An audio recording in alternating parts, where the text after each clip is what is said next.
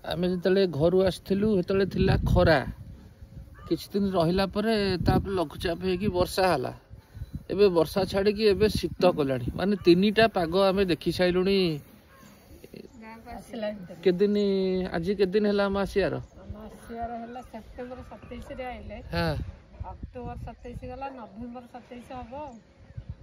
September October हां 50 दिन परे हलानी हां माने तीनटा ऋतु आमे देखि साइलुनी आ एबे जो जाड़ शीत उफ कहते प्रबल शीत पूरा पुणी ठंडा पाग को